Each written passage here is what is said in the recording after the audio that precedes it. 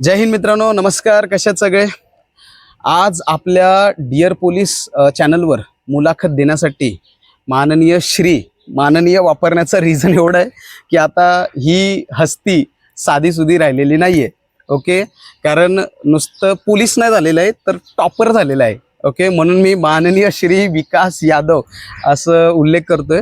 तर तुम्हाला थोडंसं विकासचं तोंड ओळख करून देतो. विकास यादव हा वसई तालुक्यातील पालघर जिल्ह्यातील एक भरती करणारा विद्यार्थी मित्र आहे आपल्यापैकी. आणि विकासने आपलं शिक्षण जे आहे ते BCom मधून केलेलं आहे. तुम्हाला सांगतो, विकास एवढा लेखीमध्ये हुशार, प्रचंड हुशार. 10वीला विकासला 89% एवढे मार्क होते आणि 12वीला 92%. ओके, तर पहिल्यापासून विकास जो आहे तो अभ्यासात हुशार होता, परंतु ग्राउंडमध्ये एवढं काय नव्हतं. विकासने आत्तापर्यंत 3 भरती दिलेल्या, ही 3री भरती आहे. ओके, मागच्या भरतीत मुंबईला वेटिंगला राहिलं होतं. ठीक आहे, मुंबईला वेटिंगला म्हणजे काय माहिती आहे का, तुम्हाला सांगतो, हा प्रॉपर ओपनचा आहे. ओपन मधून फॉर्म भरणे आणि ओपन मधून स्पर्धा देणे अशी याची ओळख आहे, माझ्यासारखीच. ओके, मी पण ओपन मधून फॉर्म भरला आणि ओपन मधून सिलेक्ट झालो. आणि हा सुद्धा यंदा मीरा भाईंदर 2025 मध्ये ओपन मधून फॉर्म भरलेला आहे आणि ओपन मधून नुसता सिलेक्ट नाही झालेला आहे तर टॉपर आहे. तुम्ही मीरा भाईंदरची लिस्ट चेक करू शकता. पहिल्या क्रमांकावर एक मुलगा आहे आणि त्यानंतर विकास आहे, तो पण महिन्याचा फरक आहे म्हणूनच, नाहीतर हा पहिलाच आहे असं समजण्यास काही हरकत नाही. ग्राउंडला आहे 47 मार्क आणि लेखीला आहे 91 मार्क आणि असे एकूण टोटल 138 आणि आपल्याच जिल्ह्यातला टॉपर आहे. ओके, सो आज आपण टॉपरची स्ट्रॅटर्जी काय होती, टॉपरचा स्ट्रगल काय होता आणि टॉपरने 0 to हीरो कसं ही जी जर्नी आहे ही सेट केली हे समजून घेऊया. कारण माहिती आहे का मित्रांनो, टॉपरकडून समजून घेणे हे खूप फायदेशीर असते. कारण त्यांनी जो स्ट्रगल केलेला आहे आणि त्यांनी जे स्मार्टनेस पद्धतीने ज्या लेवलला आणलेलं आहे की तो टॉपर झालाय, तिथून आपल्याला खूप काही शिकायला मिळेल. आणि मी 100% दावा करतो, कारण बघा, तुम्हाला सांगतो, तुम्हाला कोणाकडून शिकायला मिळेल का नाही मिळेल हे मला माहित नाही, पण जो ओपन मधून फॉर्म भरतो ना, त्याची एक वेगळीच पर्सनॅलिटी आणि एक वेगळीच ओळख असते. तर नक्कीच तुम्हाला विकासकडून शिकायला मिळेल. मला असं वाटतं मीच जास्त बोलतोय. विकास, थोडक्यात तू तुझं तोंड ओळख स्वतःहून करून दे. माझं नाव विकास यादव. मी यावर्षी 3री भरती दिलेली. पहिल्या भरतीला मी ग्राउंड क्वालिफाय नव्हता झालेलो. 2री भरती गेल्या वर्षी दिली, त्यात मुंबई जिल्ह्याला 133 मार्क पाडून सुद्धा 3ऱ्या नंबरला वेटिंगला राहिलेलो. ही सर्वात तेव्हा मी जाम खचलेलो, पण त्यावर्षी मी बोललेला की यावर्षी जिथे फॉर्म भरणार टॉप 5 मध्ये येणार आणि तो मी दिलेला शब्द पूर्ण केला. हा, आणि तुम्हाला सांगतोय, विकासच्या लाईफमध्ये अशा बऱ्याचशा गोष्टी घडलेल्या आहेत ज्या तुम्हाला एक प्रेरणा देऊ शकतात, बरं का. ते मी पुढे सांगतोच कसं. तर विकास, आपले जे भरती करणारे मित्र आहेत त्यांचे काही प्रश्न मी तुझ्यासाठी आणलेले आहेत, तर ते थोडंसं सांगितलं, डिस्कस आपण केलं तर त्यांना भरपूर काही शिकायला मिळेल तुझ्याकडून. तर माझा सर्वात पहिला प्रश्न आहे की पोलीस भरती हे क्षेत्र तू का निवडलं? कारण तुझं जे लेखी आहे, तू लेखीमध्ये हुशार होता आणि BCom चूज केलं होतं. आणि मी तुम्हाला सांगतो, मुंबईचे जनरली मुलं जे BCom वगैरे चूज करतात ते बँकिंग लाईन, CA, CS या लाईनीत घुसतात. मी पण BCom केलेलं, मी MBA करणार होतो. ओके, परंतु स्पोर्ट्स बॅकग्राऊंडमुळे मी पोलीस भरतीकडे वळलो. म्हणजे पोलीस क्षेत्र मी का निवडलं? स्पोर्ट्समुळे. तुझं असं काय विषय होतं की तू हे पोलीस भरती क्षेत्र निवडलं? पहिला स्टार्टिंगला तर मला काय एवढा इंटरेस्ट नव्हता, पण नंतरला की मी पहिली भरती दिली, मला एक काका होते की बोलले, तू अभ्यास चांगला, तू भरती दे, होऊ शकतो पोलीस, सगळ्याच संधी आहे, चांगली गव्हर्नमेंट जॉब भेटला तर आयुष्य चांगलंच आहे. तर मी पहिली भरती दिली. सर प्रॅक्टिस करायचे, तुम्ही परत मित्र होते, सिनियर्स होते, सर्वांनी मला सपोर्ट केल्या. पहिल्या भरती मी 1-1.5 महिना प्रॅक्टिस करून 36चं ग्राउंड टाकलं. तर मला तेव्हा इंटरेस्ट आला. तेव्हा मला समजलं की मी 36चं ग्राउंड पहिल्या भरतीला 1 महिना प्रॅक्टिस करून टाकू शकतो, म्हणजे मी नक्की पोलीस बनू शकतो फ्युचरमध्ये. बरोबर. माझा त्याचा इंटरेस्ट वाढत गेला की मी बनू शकतो फ्युचरमध्ये पोलीस. तर मग मेहनत करायला काय करू, मेहनत केली, नाच झालो. आणि लेखीमध्ये तर तसा पण तू हुशार होता. आणि तुम्हाला सांगतो, मी जेव्हा आमची भरतीची तयारी करत होतो तेव्हाच विकास आला होता आणि विकास मला म्हणाला की सर, असं आहे की मी लेखीमध्ये माझं चांगलं आहे, परंतु माझं ग्राउंड नाही आहे. मग मी त्याला आमच्यासोबत ग्राउंडमध्ये घेतलं, त्याला प्रॅक्टिस दिली, प्रॅक्टिस केली त्याने आमच्यासोबत आणि तुम्हाला सांगतो उत्तमरित्या प्रॅक्टिस केली. ओके हां, परंतु थोडासा बदमाश आहे, याच्या साध्या भोळ्या चेहऱ्यावर जाऊ नका, लय बदमाश आहे हा. तेव्हा आम्ही सोबत तयारी करत होते 2023ला, बरोबर. तर त्यावेळेला ह्याने काय केलं माहितीये का, ह्याने मला कट्टरपणे 1600ला फॉलो केला आणि 1600 तुझा सुधारलेला. त्यावेळेला 1600 हा 5-11 मध्ये मारत पहिल्या होता. भरतीलाच पहिल्या भरतीला याने दीड महिना मुंबईला practice करून. 5-11 आणि ते पण 1.5 ते 2 महिन्याच्या तयारीमध्ये, जास्त पण नाही. ओके 1.5 ते 2 महिन्याचा आणि स्पोर्ट्स बॅकग्राऊंड किंवा इतर असं काही बॅकग्राऊंड नाहीये. ठीक आहे, एक देसीपणा आहे आणि एक आवड आहे, इच्छा आहे काय करायची आहे. त्याने ग्राउंडला तुम्हाला सांगतो फक्त गोळा कमी होता, गोळा कमी, 8 गोळा मार्काचा फक्त 8च मार्काचा पडला होता आणि 1 ते 2 महिन्याच्या तयारीमध्ये फक्त त्याने 36 मार्क टाकले. ओपन मधून होता तर त्यामुळे 36 मध्ये तो बसलाच नाही. त्यावेळेला काही ते मेरिट 40 का 41 40 लागली होती आमच्या वेळेला, बरोबर. मग मला असं वाटलं की हा काय करू शकत नाही, परंतु तुम्हाला सांगतो ह्याने तो जे मी ठरवलं होतं ना की हा काय करू शकत नाही, ते त्याने तक्ताच बदलला. कसा बदलला ते थोडक्यात समजा. आता तुझी दुसरी भरती मुंबईलाच तो फॉर्म भरला, ते कसं आणि का, म्हणजे तुला आता ग्राउंडला 36 पडलं तर तू कुठेतरी निगेटिव्ह पण झाला असशील की यार मी ओपनचा आहे, 36 मध्ये काय होऊ शकत नाही. आणि मी तुला सांगितलेलं पण, तुम्हाला सांगतो मी याला आहे ना 4 चौघात याची इन्सल्ट केलेली, कारण हा जरा सिरियस घेत नव्हता. तर मी याला सांगितलं, बघ यादव एकच लक्षात ठेव, जर तू 40, 43, 45 मार्क घेऊ शकशील तरच या फील्डमध्ये उतर. तू असशील अभ्यासात खूप हुशार, परंतु या क्षेत्रात जर तू ग्राउंडच पास करू शकला नाही तर काहीच होणार नाही. मी याची 4 चौघात लई इज्जत काढली होती, पण त्याने त्यावेळेला मला शब्द सांगितला होता की सर माझी इंटरेस्ट आहे आणि मी देणार, आणि तुम्हाला शब्द देतोय पहिल्या टॉप 5 मध्ये मी येणार. हा त्याने मला तसा शब्द दिला होता, पण दुर्दैवाने वेटिंग लागली. आता ते दुसऱ्या भरतीचं तू थोडंसं सांगून दे की कसं काय. दुसऱ्या भरतीला, त्या भरतीच्या पहिले ग्राउंडच्या मला पण तेव्हा जाम इश्यू चाललेले हेल्थचे, तरी पण मी भरती दिली त्या भरतीत. तर मला तिथे नशीब एवढं खराब होतं की मला 3 सेकंदाने 1600चा 5-13 टाइम आलेला, ते 2 मार्क गेलेले. कदाचित तेव्हा ते 2 मार्क भेटले असते तर मी गेल्या वर्षी झालो असतो मुंबई पोलीस, तर हा टॉपर बनण्याचा प्रश्न नाही आला असता. जेही होतं आयुष्यात चांगलंच होतं हे समजायचं बरोबर आहे. आणि करत राहायची मेहनत केलं की सर्व फळ भेटत राहते. तिसऱ्या नंबरला वेटिंगला होतो, पहिले वरचे 2 उचलले, तेव्हा मी खचलेलो थोडा, पण केली मेहनत. यावर्षी टॉपर झाला माझ्या जिल्ह्यातलाच, याच्यावर्षी चांगला काय नाही. बघा पहिल्या भरतीला 36 मार्क, दुसऱ्या भरतीला 43 मार्क, ते पण हेल्थ इश्यू होता. हा ऍडमिट होता, 1 महिनाभर ऍडमिट होता, काहीतरी त्याला छातीचा आणि पोटाचं इन्फेक्शन, हा इन्फेक्शन वगैरे झालेला, त्यामुळे त्याला 43 नाही तर 45 तरी डॅम शुअर होतच. ओके 43 मार्क भेटले. मग हे गोळा तुझा 8च मार्काचा जात होता. 1600 ठीक होतं, चला आपण मानलं की मला माहित होतं हा 1600 आउट ऑफ घेत आणि 100ला पण 10 मार्क होता. हा गोळा 8चा डायरेक्ट आउट ऑफ कसा काय झाला, कारण भरपूर पोरांचे गोळे आउट ऑफ नाहीयेत. मेहनत केली तर सर्व होते. कसं असतं माहिती, गोळा फेकून कधी वाढत नाही. हा, त्यासाठी एक्सरसाइज करणे गरजेचं आहे, आपण दोरी बांधून वरतून उडवणं गरजेचं आहे. तुम्ही फक्त गोळा फेकणार तर तो तुमच्या हाताला झटका तर कळणारच नाही. तुम्ही फेकतोय 100 फेका 500 फेका काय नाही होत. बरोबर. तुम्हाला त्यासाठी एक्सरसाइज करायची आहे आणि त्याच्या थ्रो मध्ये काय चुकतंय स्वतः अॅनालाइज करायचंय. कोण बोलेल तर कधीच गोळा वाढत नाही, जोपर्यंत स्वतः अॅनालाइज नाही करत तोपर्यंत काही माणसाला कळत नाही की माझं चुकतं काय. ते केलं आपोआप गोळा वाढेल, 1.5 ते 2 मिनिट आरामात वाढतो गोळा. बघा चुकींवर काम केलं पाहिजे फक्त स्वतःचे. मी तुम्हाला सांगतोय 8 मार्काचा गोळा होता, जी मागची भरती होती त्याच्यामध्ये गोळा त्याने आउट ऑफ फेकलाय. रिझन बघा तो काय सांगतोय, गोळा कसा आउट ऑफ फेकलाय. नुसता सराव करून फायदा नाही, तुम्ही अनालिसिस केलं पाहिजे की तुमचं गोळा का जात नाही, थ्रो बसत नाही आहे. त्यानंतर तू प्रॅक्टिस कशी केली, ते दोरी बांधून मी सांगितलेल्याप्रमाणे अशी दोरी बांधली, दोरीवरून थ्रो करणे. ओके आपली पोरं काय करतात, नुसता गोळा फेकतात, नुसता गोळा फेकून होणार नाही. ओके तर असे तुम्हाला स्मार्ट जे मेथड्स आहेत ते वापरावे लागतील. आणि दुसरी भरती मुंबईला 133, लेखीला 90, ग्राउंडला 43. दुर्दैवी असा की 133 मार्क पडले, 134ला लिस्ट क्लोज झाली आणि त्यातल्या त्यात पहिले 2 वेटिंगला जे होते ते उचलले, याचा नंबर बिचाराचा लागलाच नाही. मग तुला थोडं तरी असं खच्चीकरण झालं असेल. खचलेलं माझ्या याच्यात 2-3 महिने तर गेले वेस्ट. तसं तुम्ही करू नका फक्त, कारण कसं असतं म्हणजे माणूस खचतो त्यावेळेत आपल्याला स्वतःला सावरणं गरजेचं असते. त्यावेळेस सावरलं तर भरती पडणारच असते, आपण मेहनत करत राहिले यश भेटणारच असते. मेहनत करणं आपलं काम आहे, फळ भेटते. बरोबर. बघा काय सांगितलं त्याने की तो वेटिंगच्या भरोश्यावर होता. मला पण सारखा विचारत होता, सर वेटिंग खुलेल का. तर एक मला पण होप होती की 133 वर आहे आणि 3ऱ्या नंबरवर आहे आणि मुंबईला वेटिंग खुलतेच. ओके, प्रॉब्लेम फक्त एवढाच होता की हा ओपन मध्ये होता.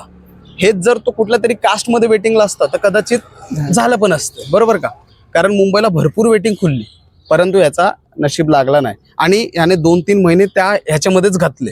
ओके, म्हणजे तो विचार करायचा, वाट पाहायचा, त्याने प्रॅक्टिस केली नाही, अभ्यासामध्ये गॅप पडला. पण नंतर मग असं काय झालं की तू ठरवलं नको आता हे वेटिंगच्या भरोश्यावर नाही बसायचं, आपण पुन्हा तयारी करू आणि पुन्हा चांगली तयारी करू आणि यशस्वी होऊ. असं म्हणजे काय असं झालं? एक वेटिंग लिस्ट ओपन झाली, 2 झाली, 3 झाली, तर मग कसं ते जास्त इम्पॅक्ट व्हायला लागलं माझ्यावरती की वेटिंग ओपन होते पण माझं होत नंबर लागत नाही. मी नंतर विचार केला, जाऊ दे, आपल्या मुंबई पोलीस आता नाहीच होणार, लागलं तर नशीबच, नाही झालं आपण पुढची प्रॅक्टिस करूया. मी केली प्रॅक्टिस. मग नंतरला मी डिसाईड केलं तेव्हा यावर्षी मी माझ्या जिल्ह्यात फॉर्म भरला आणि टॉपला येणारच. 5वा पहिल्या टॉप 5 मध्ये आलो शेवटी मी. म्हणजे वेटिंग खुलते पण आपला नंबर लागत नाही, म्हणून त्याने डिसाईड केलं. लास्टची हे फेब्रुवारी 11 फेब्रुवारी 2025 काहीतरी वेटिंग ओपन झाली. वेटिंग ओपन झाली आणि त्याच्यानंतर काय वेटिंग खुलली नाही आणि त्याचा नंबर लागला नाही. त्यांनी राम केला, हात जोडले, आता बाबा वेटिंगच्या भरोश्यावर बसायचं नाही, आपण आपल्याच जिल्ह्यात फॉर्म भरायचा आणि आपल्या जिल्ह्यात यशस्वी व्हायचं. आणि नुसतं यशस्वी व्हायचं नाही, टॉपर व्हायचं. पहिल्या टॉपमध्ये 5 मध्ये तरी यायचं आणि तो पहिला आणि दुसऱ्यामध्येच आलेला आहे. ओके, सो आता मला एक सांगायचं की या दरम्यान तुला एक भयंकर इंजुरी झाली होती. मी तुझा दोन व्हिडिओ पण टाकलेले मी. ओके, म्हणजे तुम्हाला सांगतो ह्याचं लिगामेंट आणि अजून काय हॅमस्ट्रिंग सगळं इतकं भयंकर. मी तुम्हाला ह्या स्क्रीनवर फोटोज दाखवेन, तर हे तुम्ही फोटो पहा. ह्याची एकदम जबरदस्त कहाणी आहे मित्रांनो, स्ट्रगलिंग खतरनाक होतं. ओके, सो मला असं म्हणायचं की असं काय झालं होतं हॅमस्ट्रिंग आणि याच्यामध्ये की तू तरी जिद्दीने पेटला आणि ग्राउंड 47 मार्क घेतले. म्हणजे का म्हणतो माहितीये का, कारण बऱ्याच लोकांना जेव्हा इंजुरीज होतात ना ते घाबरतात की नको यार मला इंजुरी आहे, खूप कारणं देतात की मला इंजुरी आहे, माझ्याशी होणार नाही, मला असं नाही, मला तसं नाही. या भरतीत मी लई पाहिले. पण तुला असं का, म्हणजे तू हा काय माइंडसेट ठेवला की एवढं तू लंगडत धावतोय. मी पाहिलंय तुझा ते डेमो घेतलं होतं त्यावेळेला, तर लंगडत धावलाय तो आणि 1600 आउट ऑफ मारले. आउट ऑफ ना 5-18 आलेला. 5-18 आले, भरतीला आउट ऑफ मारलं. हे डेडिकेशन कुठून आलं? मला 10 डिसेंबर 2025 ला 100 मीटरची स्प्रिंट मारताना इंजरी झालेली. मी स्टार्टिंगला लक्ष नाही दिलं 1-2 दिवस, मग त्याच्यात मी प्रॅक्टिस केली. मग ती इंजरी वाढत गेली आणि मला स्टार्टिंगला डॉक्टरचा सल्ला बरोबर नाही भेटला. मग त्याच्यात माझे 20 दिवस गेले, मी खचलो कारण की प्रॅक्टिस नाही, आता भरती पडेल, परत आता फिजिकल पडेल, तर कसं माझा फिजिकल केला. तर माझं नशीब एवढं चांगलं की मी गुजरातला गेलेलो, एक डॉक्टर आहे स्पोर्ट्स स्पेशलिस्ट, त्यांनी मला एवढं चांगलं गाईड केलं. त्यांनी मला 1 महिना रेस्ट सांगितला, मी झालो रिकवर. मग माझ्या डोक्यात तेवढंच होतं की ज्यावर्षी मी रिकवर होऊन ग्राउंडवर जाईल ना त्यावर्षी मी 35 1600 मारणार, काही होऊ द्या. तर मी पहिल्या दिवशी आला आणि पहिल्या दिवशी सरांनी डेमो ठेवलेला. पहिल्या दिवशी मी पळाला आणि माझा टाइम आला 5:18. त्यावर्षी मी अर्धा असा खुश झाला की मी बोला आता काही होऊ दे, मी 45 ग्राउंड या भरतीला टाकणार. टार्गेट 47-50 होतं, तर मला 45 कमी टाकणार. लेखी तर आपले आहे बनणार यावर्षी. आणि तुम्हाला सांगतो अशा भयंकर इंजुरीमध्ये त्यांनी ग्राउंडला मीरा भाईंदरच्या 47 मार्क टाकले. ते पण 100ला काहीतरी मायक्रो सेकंड वाचले, नाही तर 50 पैकी 50च ग्राउंड होतं. आता तुझी स्ट्रॅटर्जी मला समजून घ्यायची आहे का माहितीये का, कारण ही स्ट्रॅटर्जी खूप मोलाची आहे, इम्पॉर्टंट आहे. कारण या स्ट्रॅटर्जीमुळेच पोरांचा आता अभ्यास सुधारणार आहे. मग या स्ट्रॅटर्जीमध्ये तुझे बुक लिस्ट, तुझे अभ्यासाची स्ट्रॅटर्जी, म्हणजे तू कोणत्या टायमाला काय वाचायचं, कितपर्यंत वाचायचं आणि किती तास अभ्यास करायचा, दिवसाचं नियोजन कसं ठेवायचं आणि वर्षभराचं प्लॅनिंग काय असायचं, हे थोडक्यात जर सांगितलं तर मला असं वाटतं बरं होईल. कारण तुझा 1600 चांगलं होतं, तर 1600 बद्दल बोलायची गरज नाही. गोळा तू सांगितलं की गोळ्याला काय केलं पाहिजे. आता अभ्यासामध्ये पोरं कमी पडतात, तर जरा थोडंसं 2 गोष्टी त्यांना सांगशील तर बरं होईल. अभ्यासाची बुक लिस्ट सांगितली तर सायदीचा ठोकळा वाचला तर बेस्ट असायचा. प्रिव्हियस इयरचे क्वेश्चन असतात, त्याने आपल्याला प्रिव्हियस इयरचे क्वेश्चन होऊन जातात. प्रश्नसंच वाचायचा आणि मराठीसाठी तुम्ही एकतर माझ्या मते तर ज्ञानेश्वर आढाव पुस्तक आहे ते चांगलं आहे, बाळासाहेब शिंदेपेक्षा चांगलं आहे, कारण की त्याच्यात जास्त डिटेलमध्ये दिलंय.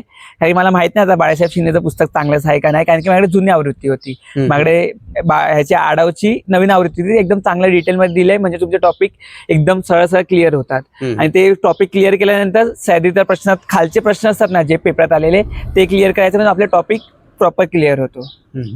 आणि प्रश्नसंच घेतला, जीके ला सह्याद्रीचं घेतलं, सह्याद्रीचा होता.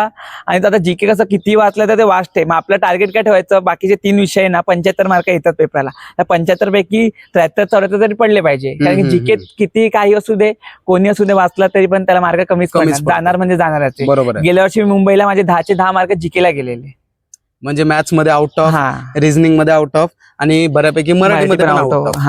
मराठीमध्ये कुठे जाते हो, शब्दसंग्रह मध्ये जाते, बस ते नवीन पडते.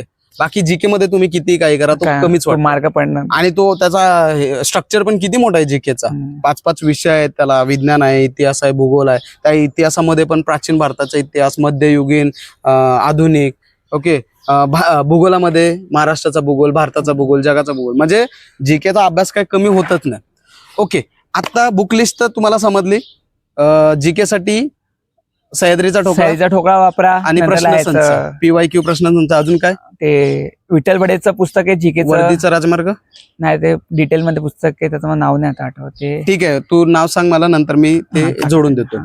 ओके, आणि दुसरं मॅथ्स आणि रिझनिंग. मॅथ्स आणि रिझनिंग माझं पहिल्यापासून चांगलं होतं, तर माझ्याकडे बुक लिस्ट मी कुठली बुकच नाही युज केली त्याची. कुठलीच नाही बुकच नाही घेतलेली मॅथ्स आणि रिझनिंगची. मॅथ्स आणि रिझनिंग जेवढा पण मी अभ्यास केला युट्यूबला केलाय, माझ्याकडे बुक कुठलीच नाही प्रॉपर. युट्यूबचं एखादं चॅनलचं नाव सांगू शकशील?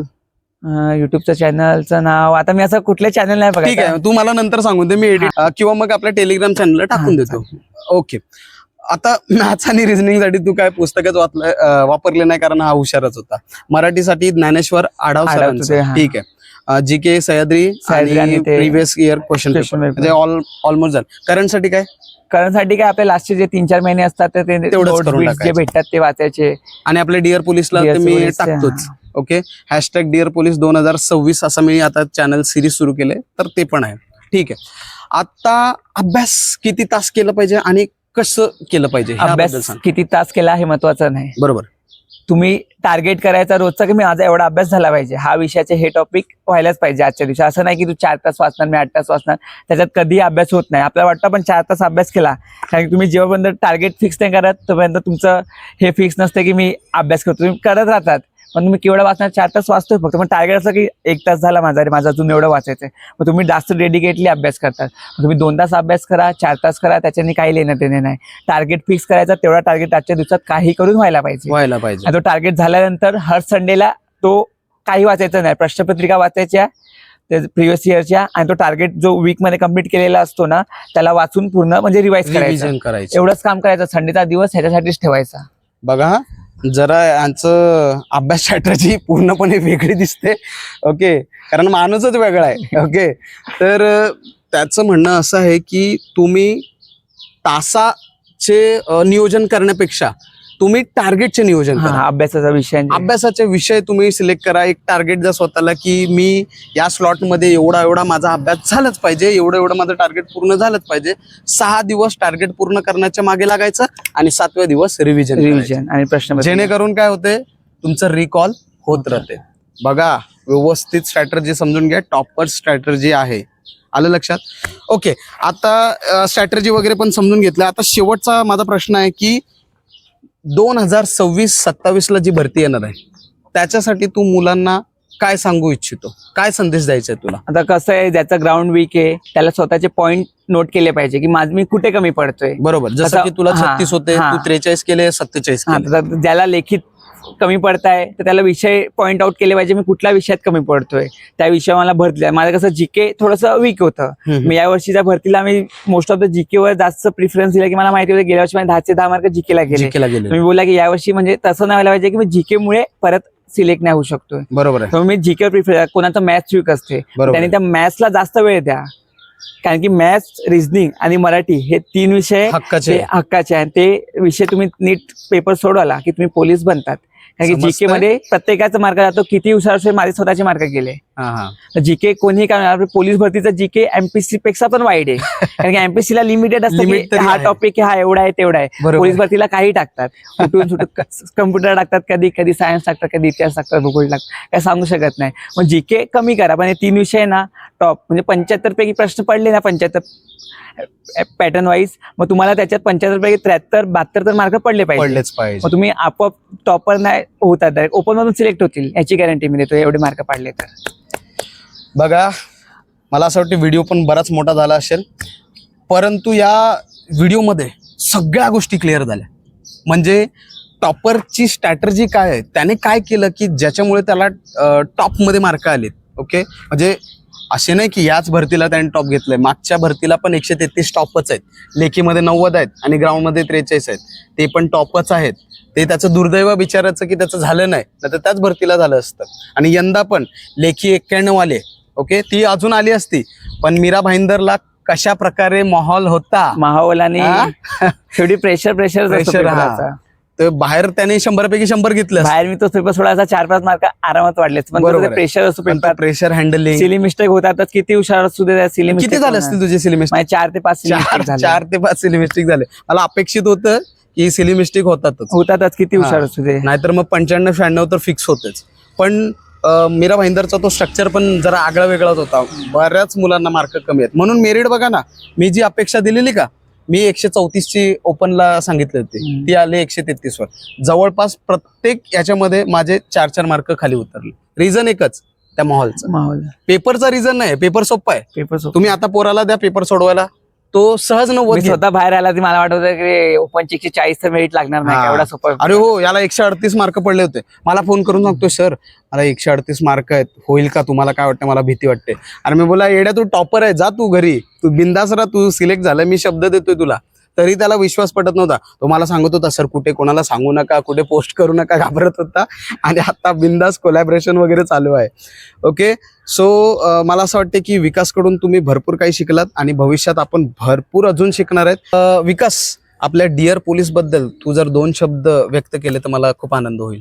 कधीही ना माणूस परिपक्व नसतो, म्हणून जो माणूस आपला मार्गदर्शन करतात, जसं सरांचं डिअर पोलीस टेलिग्राम आहे, युट्यूब आहे, त्यांचं मार्गदर्शन तुम्ही घेतलं तर भविष्यात नक्की सक्सेसफुल व्हाल. कारण की त्यांचं जे विषय पाहिजे तुम्ही मांडले तसं तुम्हाला त्याच्यावरती व्हिडिओ बनवून देतात. मग तुम्ही, माझं तर एकच आहे की सरांना फॉलो केलं तर भविष्यात तुम्हाला जाम फायदा होईल त्या गोष्टीचा. थँक्यू विकास, थँक्यू. आणि आपण सगळे विकासचं अभिनंदन करूया. ओके विकास, तुला पुढच्या ट्रेनिंगसाठी खूप खूप शुभेच्छा, पुढच्या वाटचाळीसाठी शुभेच्छा. आणि मला माहित आहे की तू इथे थांबणार नाहीये, पुढे आपल्याला PSI आहे, DYSP आहे आणि जमलं तर IPS पण आहे. नक्की नक्की. हा, कारण अभ्यासामध्ये हुशार आहे ना. आता तू अजून चांगला अभ्यास केला तर IPS लेवलला पण जाऊ शकतो, इफ तेवढी आपलं हे असेल तर. ओके, सो आपल्या सगळ्यांकडून मी विकासचे खूप खूप अभिनंदन करतो आणि इथेच 2 शब्द आपले बोलून थांबून जातो. धन्यवाद सर, मला माझे 2 शब्द मांडायला हे मंच तयार करून दिला, त्यासाठी तुमचा सर्वांचा धन्यवाद. डिअर पोलीस भाईंनो, धन्यवाद.